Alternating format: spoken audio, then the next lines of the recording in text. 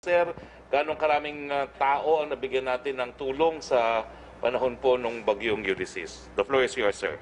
Maraming salamat, Secretary Roque.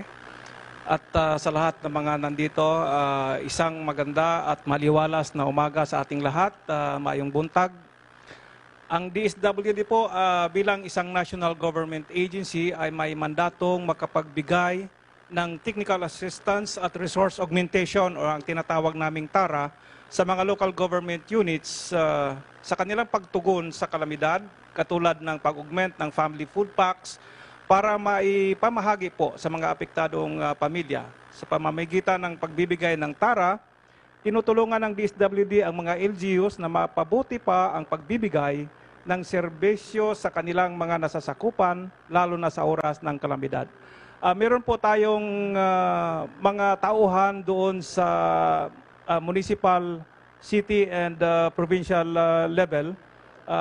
Ito ang tinatawag natin na mga municipal link, city link, and provincial link.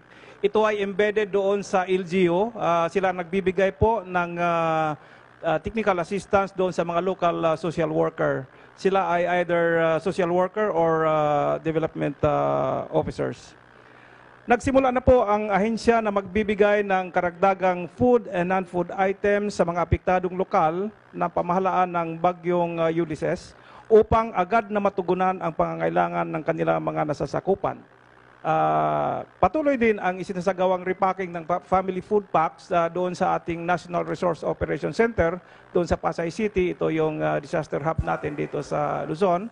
At sa mga Regional Disaster Resource Operation Center, sila din po ay nagre-repack upang masiguro na sapat ang maipapamahagi na relief goods sa mga apektadong pamilya. Now, ano na ba ang paunang tulong na naibigay natin sa ating mga local government units sa mga biktima nitong bagyong ito? Nagsimula na ang DSWD na magpahatid ng tulong sa mga lokal na pamahalaan at mga pamilya na naapektuhan ng bagyong Ulysses. Sa katunayan po, ang National Resource Operation Center, kung saan naroon ang main disaster hub ng DSWD, ay nagpadala na ng 1,000 family food packs at 250 sleeping kits sa Barangay Silangan, Quezon City, at 1,400 family food packs sa Marikina City. Sa Calabarzon naman po, ang DSWD Field Office 4A ay naghatid ng 2,000 family food packs sa San Mateo, Rizal. Kahapon rin ay nagbahagi ng family food packs ang DSWD Field Office 5 kasama ang ating mga tauhan doon, kasama ang Department of Agriculture at si Mayor Noel Rosal sa mga pamilyang apektado sa Legazpi City, Albay. Mayroon ding karagdagang 8,300 family food packs at 150 modular tents mula sa DSWD Central Office na kasalukuyang in transit papunta sa Legazpi, Albay, at 1,700 family food packs sa Camarines Norte. Ang DSWD Field Office 2 ay nagbigay ng 870 family food packs doon sa local government unit ng Santa Teresita, Cagayan, upang maibsan ang paghihirap ng mga apektadong fisher folks doon.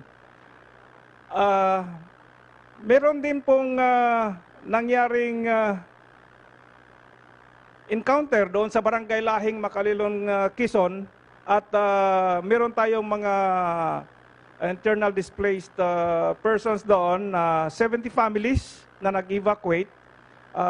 Napadalhan na po natin sila ng kaukulang suporta at family food packs. Ang Field Office 1 ay nagpadala ng 1,000 family food packs doon sa kanilang satellite warehouse doon sa Urdaneta City, Pangasinan, upang mapalapit ang pagbigay ng augmentation support sa mga LGUs doon.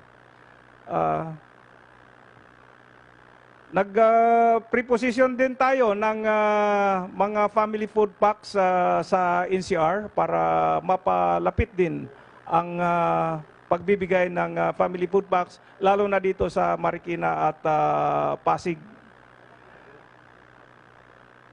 tuloy-tuloy din po ang ating pamimigay ng mga family food packs at other kits, non-food items, katulad po ng sleeping kits, hygiene kits at mga tents at saka mga laminated sacks doon sa disaster area. Kahapon pauna lang po yon ang talagang relief operation kasi kahapon we still on the search and rescue mode. Ngayon po ay relief mode na tayo. So ngayong araw po na ito, lalo na sa Region 3, pupunta doon ang ating kalihim upang kanyang makita personal na mabigyan talaga lahat ng tulong yung ating mga kababayan doon sa Region 3. At lalo na dito sa may San Mateo, Rodriguez, kailangan din ng relief operations ngayong araw na ito. Before ako magwakas, ako'y nagpapasalamat po ang kagawaran po ng DSWD, nagpapasalamat po sa DBM dahil nabigyan na po kami ng augmentation para tuloy-tuloy po ang pamimigay natin ng tulong at suporta sa mga local government units, sa ating mga uniform service, yung ating Philippine Air Force dahil nagagamit natin yung kanilang mga C-130, C-295 in transporting our family food packs doon sa mga malalayong lugar. Ang ating mga kapulisan ay tumutulong po sa atin sa ating mga evacuation centers para mapanatili ang law and order doon sa mga evacuation centers na yon, at saka sa Philippine Coast Guard sa pagtulong sa atin sa pagpagamit ng kanilang mga vessels.